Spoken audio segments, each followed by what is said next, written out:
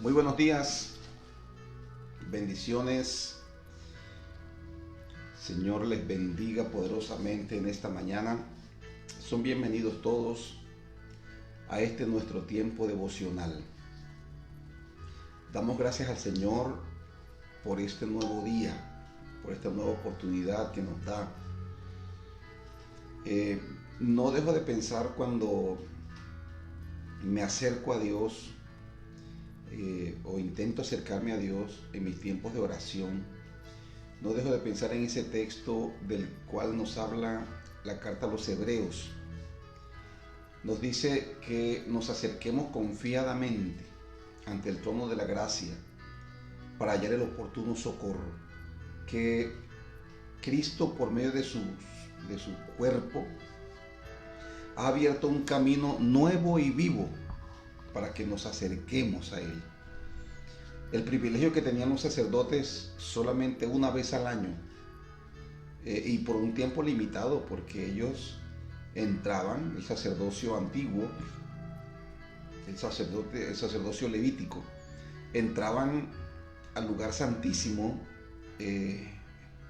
para ofrecer la sangre de animales del cordero por sus pecados, por los pecados del pueblo. Ellos iban a hacer expiación por los pecados y hacían su expiación y salían.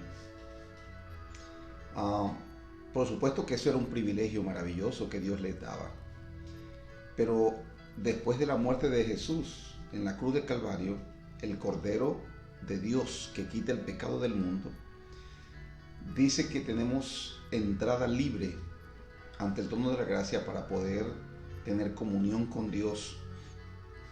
Por eso agradecemos y aprovechemos este tiempo. Hay un dicho por ahí que dice que nadie sabe lo que tiene hasta que no lo pierde. Y yo pienso mucho en la eternidad. Pienso en las personas que pasan de esta vida a la eternidad. Y pienso esto con mucha frecuencia. ¿Cómo estarán las personas? ¿Qué pensarán? ¿Qué sentirán? Especialmente aquellos que han rechazado estar con Dios. Aquellos que han rechazado pasar tiempos con Dios. Porque no aprovechan su tiempo, no aprovechan su vida en esta tierra para reconciliarse con Él. Y aquellos que se han reconciliado, muchos no han descubierto y no han despertado en su corazón esa pasión, ese interés por la comunión con Dios. No han descubierto lo importante y lo vital que es tener un tiempo de comunión con Dios. Y creo que una de las peores cosas que pueden suceder a una persona en la eternidad, uno de los peores tormentos, es ese remordimiento, ese cargo de conciencia, ese dolor, esa frustración que puede experimentar una persona por haber tenido la oportunidad de hacer algo y no hacerlo. Tuvo la oportunidad de acercarse a Dios y no lo hizo, estaba muy ocupado para eso. Tuvo la oportunidad de servir a Dios y no lo hizo. Tuvo la oportunidad de darle a Dios y no le dio. Tuvo la oportunidad de hacer muchas cosas para Dios y no las hizo por cualquier razón, porque no tiene, los argumentos son que no tienen tiempo, que no es el momento, que etc. Hay muchas justificaciones que tienen las personas y que esas justificaciones le impiden que ellos tengan comunión con Dios y que ellos sirvan a Dios y que ellos le den a Dios, que ellos inviertan en la obra de Dios, en el reino de Dios. Y creo que ese es uno de los tormentos peores. El saber que tuvo la oportunidad de hacer algo y no lo hizo. Por eso yo le animo a usted a que usted pueda literalmente desgastar su vida sirviendo a Dios. Pueda invertir tiempo para tener comunión con Dios y para servirle. Que usted sirva a Dios y que no haga lo mínimo posible, sino que haga lo que más pueda hacer. Piense en la eternidad. Cada una de las cosas que nosotros hacemos tienen un valor eterno, le aportan a la eternidad. Al finalizar cada día, usted haga una evaluación y pregúntese cuánto de las actividades que hizo en el día tienen recompensa eterna o solamente trabajamos por esta vida. Jesucristo dijo: trabajad por la comida que a vida eterna permanece. No solo trabaje por la comida para este mundo, no solamente trabaje para satisfacer sus necesidades en este mundo. El Señor dijo: trabajad por la comida que a vida eterna permanece, la cual les dará el Hijo del Hombre. Así que por eso aprovechamos y agradecemos a Dios cada oportunidad que Él nos da, y queremos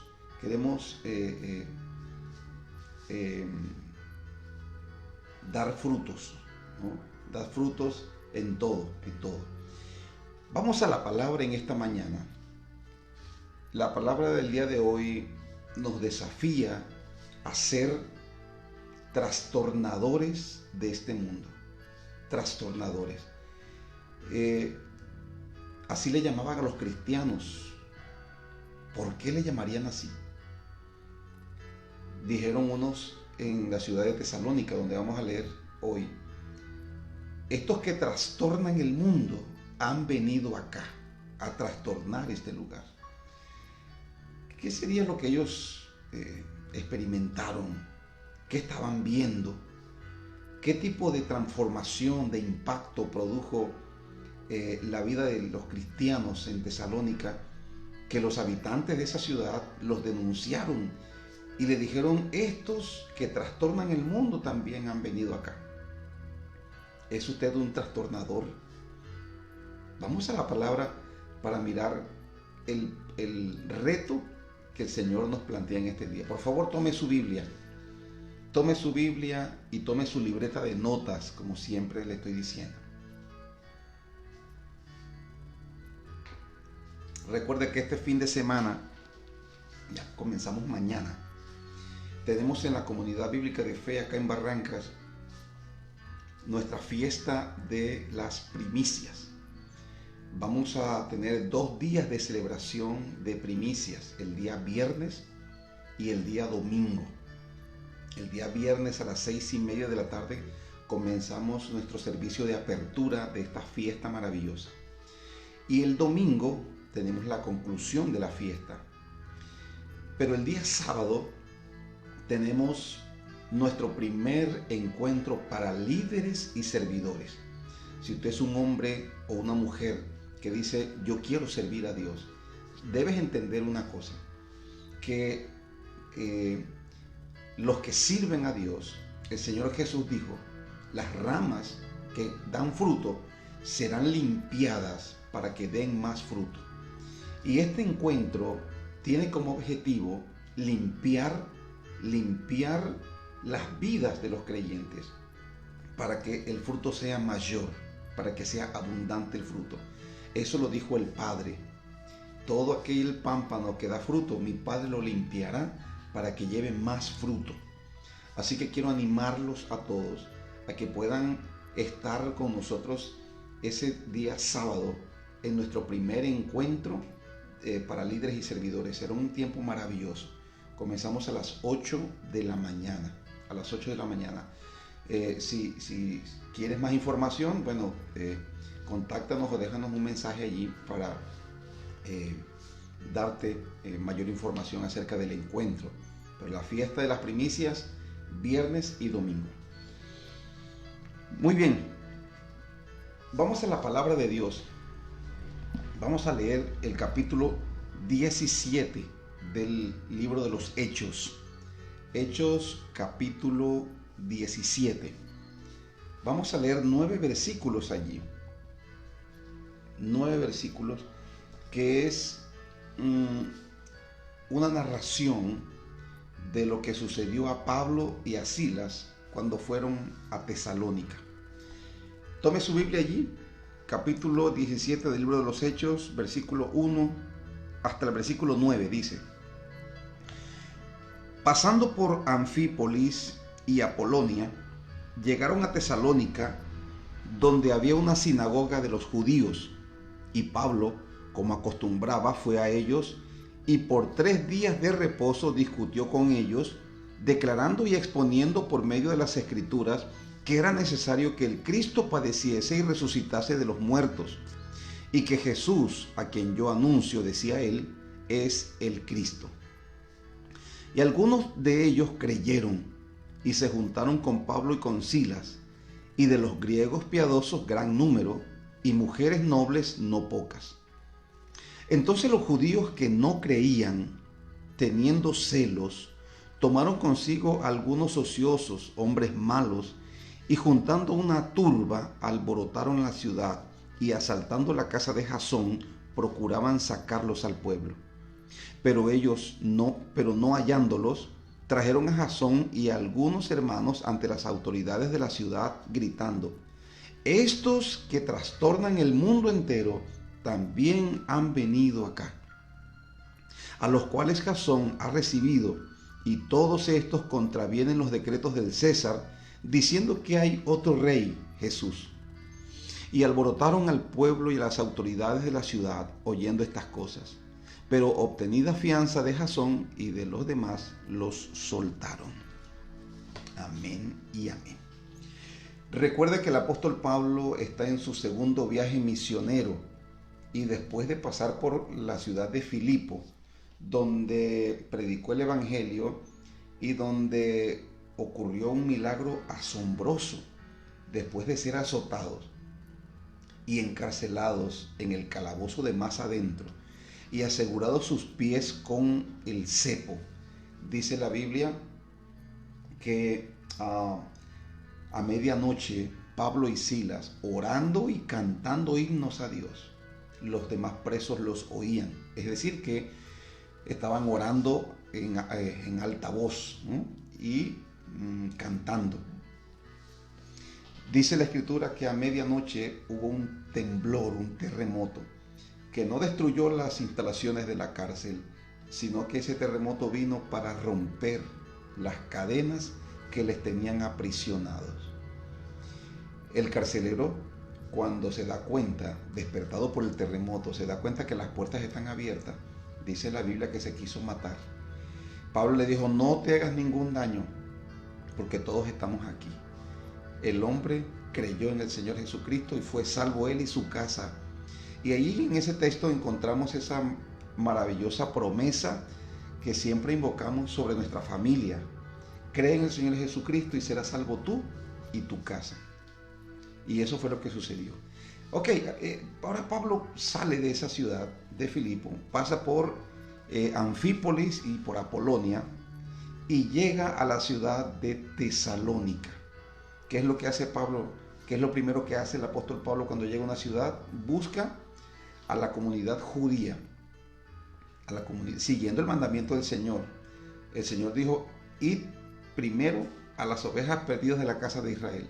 Así que Pablo va a la sinagoga, y por espacio, dice la Biblia, de 3 días de reposo, es decir, 15 días, ¿no?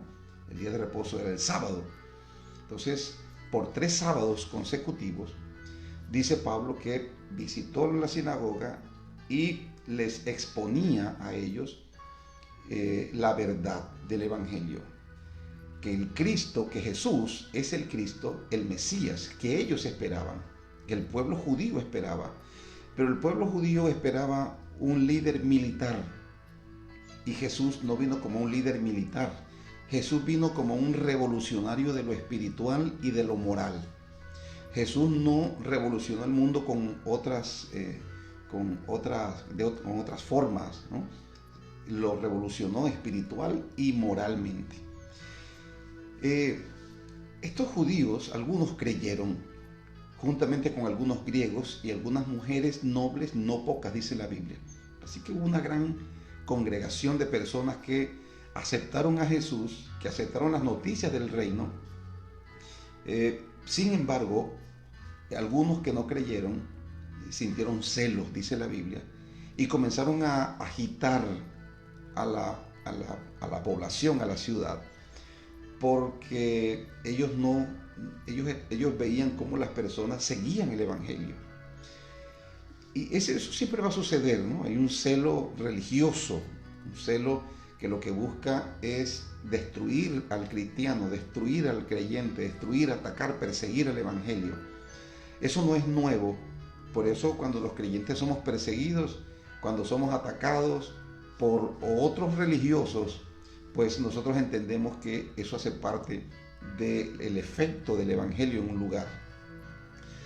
Dice la Escritura que estos hombres judíos que no creyeron contrataron hombres perversos, hombres malos, hombres ociosos, aquellos que siempre están dispuestos a hacer cualquier cosa por plata.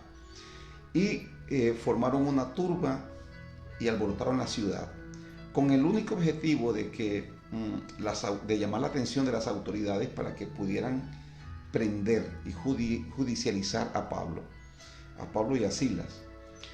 Y me llama la atención lo que sucede o el argumento de ellos ante las autoridades, cuando van ante las autoridades para acusar a los discípulos. Dijeron ellos, capítulos 17, versículo 6, la parte B, la última parte dice: estos que trastornan el mundo entero, han venido también acá. Estos que trastornan el mundo entero. Y ellos habían escuchado, ellos tenían información de qué tipo de cosas hacía el Evangelio cuando llegaba a un lugar. Lo revolucionaba, lo trastornaba, lo transformaba. Eso era lo que pasaba.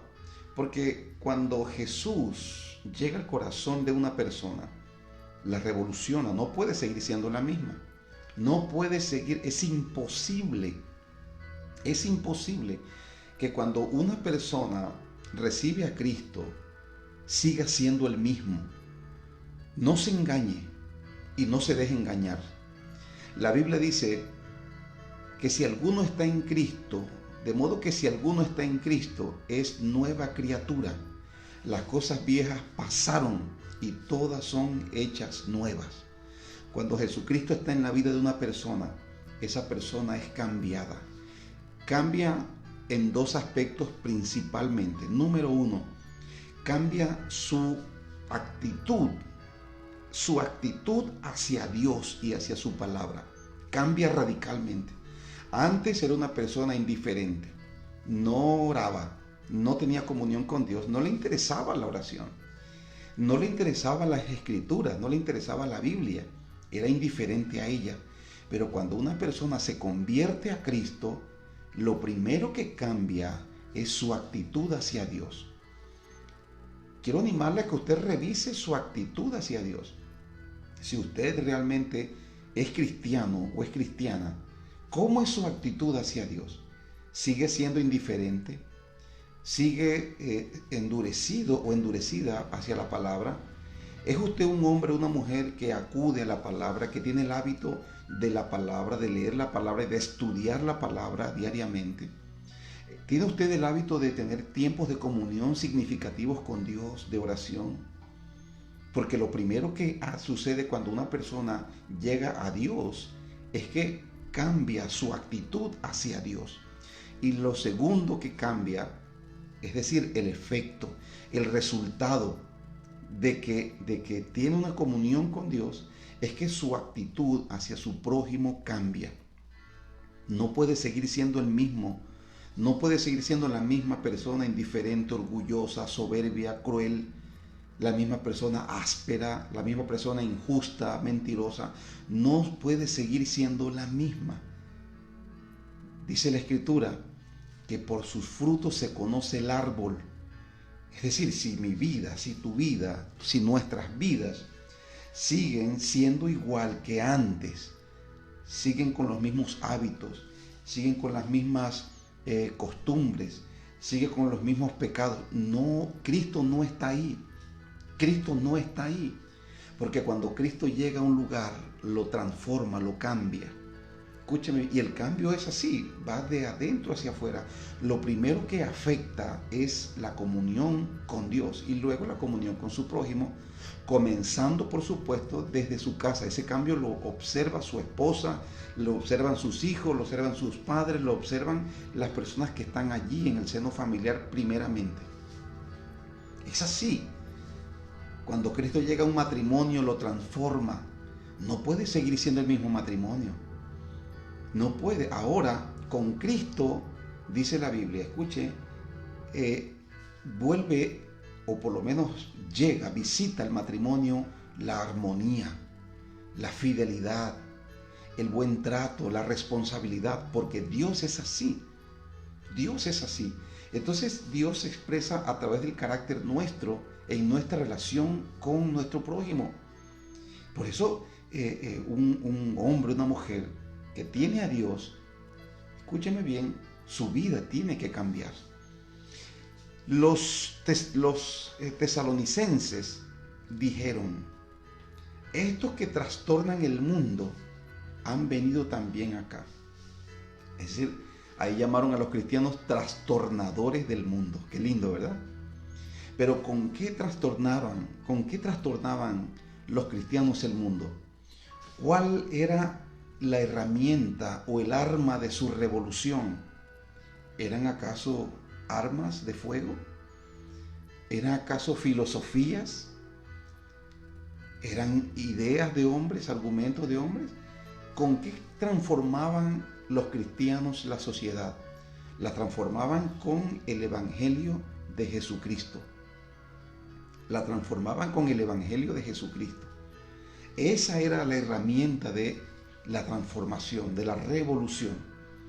Los cristianos revolucionan, pero no revolucionan con la política, ni revolucionan con armas, ni revolucionan con nada de esas cosas. Ni comunismo, ni socialismo, ni política, no revolucionamos. Revolucionamos la política con los principios del reino de Dios.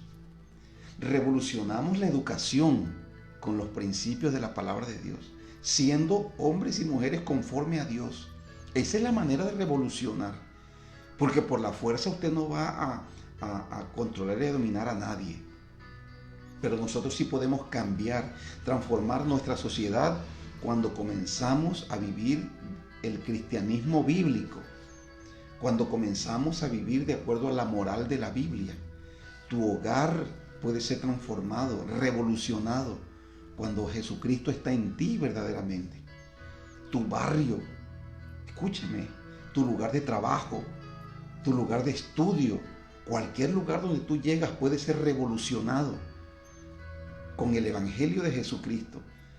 Con el Evangelio, no con imposiciones, no con buscando controlar a las personas, no con violencia, no con nuestros gestos, nuestro carácter, no, con el Evangelio de Jesucristo.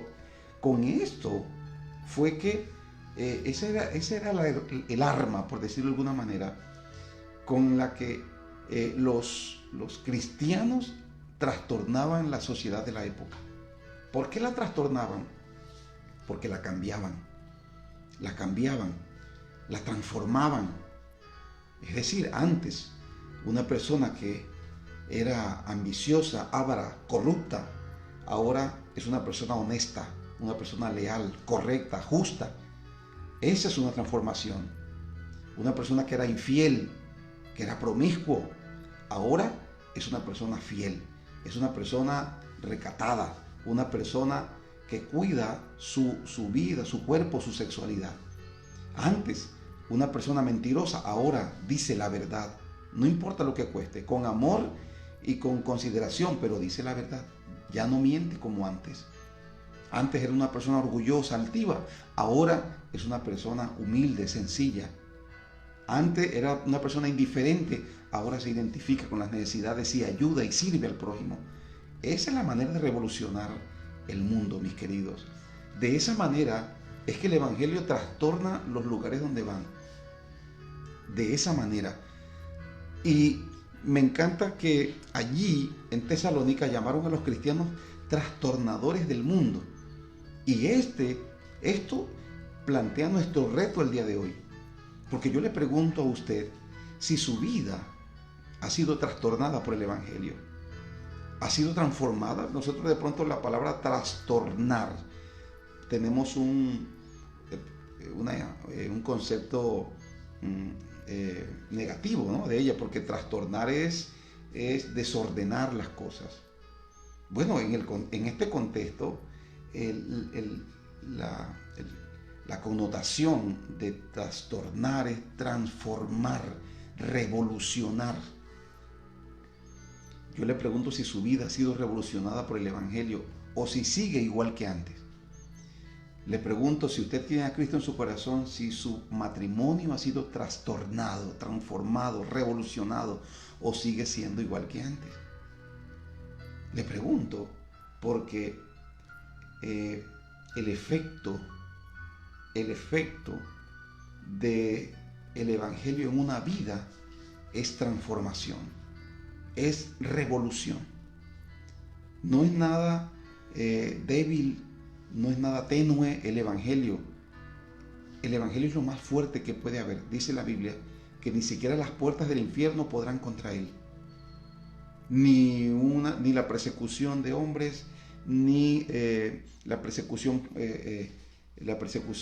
espiritual, ni las presiones que quieran infringir los creyentes podrá destruir el Evangelio.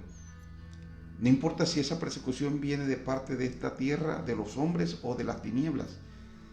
El Evangelio es lo más fuerte que puede haber. Así que,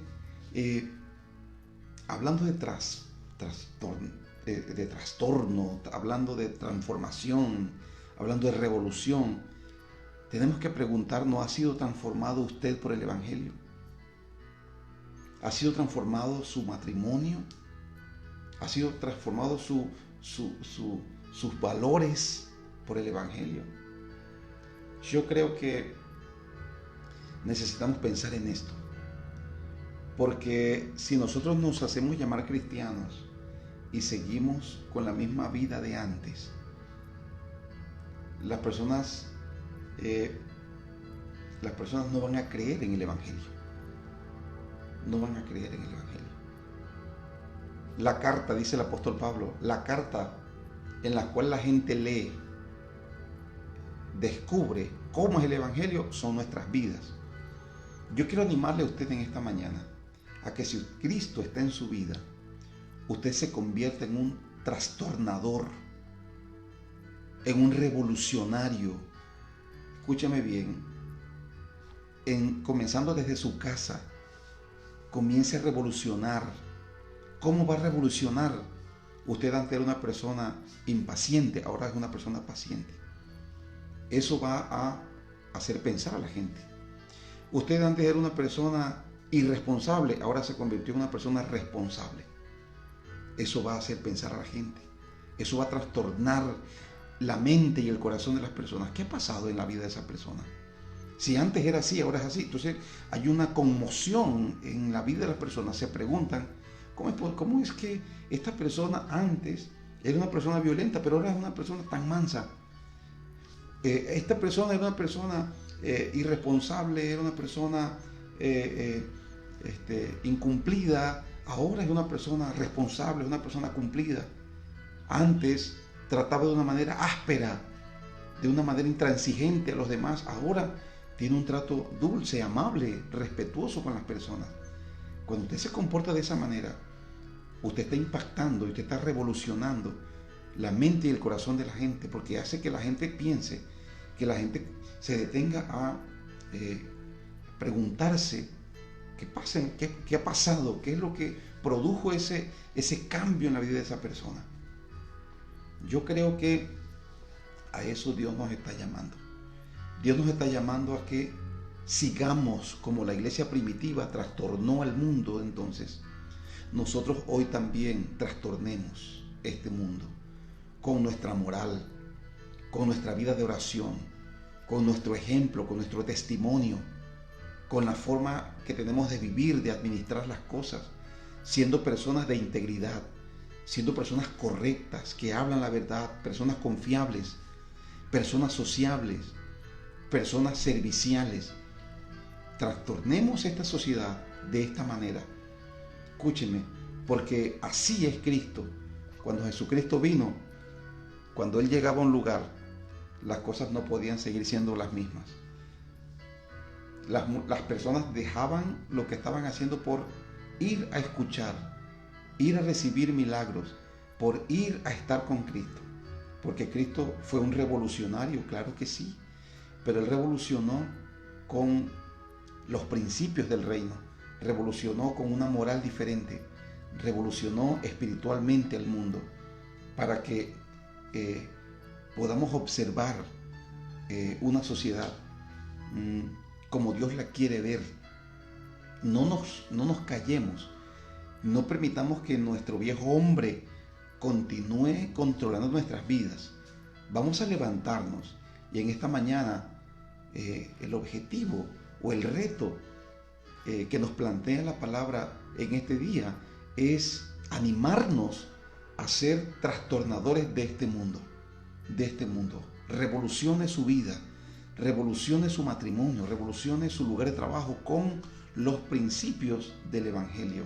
Comience a vivir de acuerdo a la voluntad de Dios y estoy completamente seguro que ese lugar donde usted va a estar, su vida inicialmente va a ser transformada, su matrimonio va a ser transformado, todo lo que usted tiene, todo lo que usted es va a ser transformado, porque ahora Dios, el reino de Dios va a estar a su favor, va a estar apoyando, va a estar guiándole, va a estar aprovisionándolo, porque usted se ha comprometido a ser un trastornador de esta sociedad o en esta sociedad con el Evangelio de Jesucristo.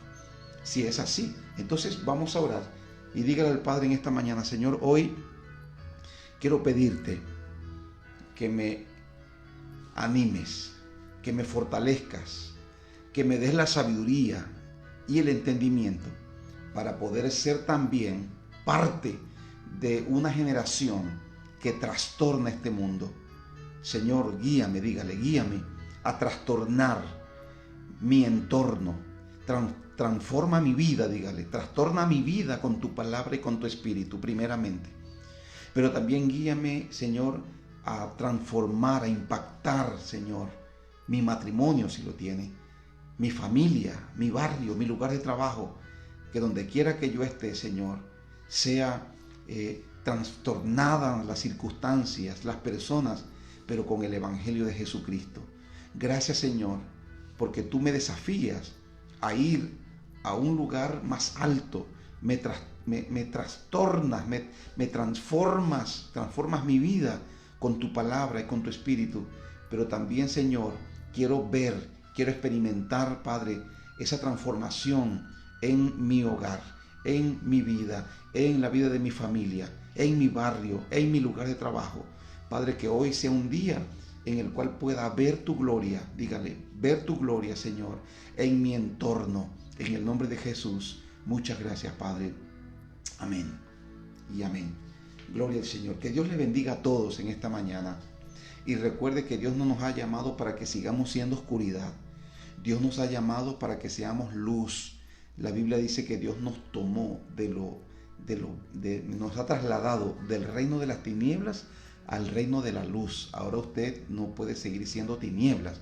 Usted tiene que ser luz en medio de las tinieblas. Amén. Que Dios le bendiga y que Dios le apoye, que Dios le respalde en este nuevo propósito en este día. Que Dios le bendiga.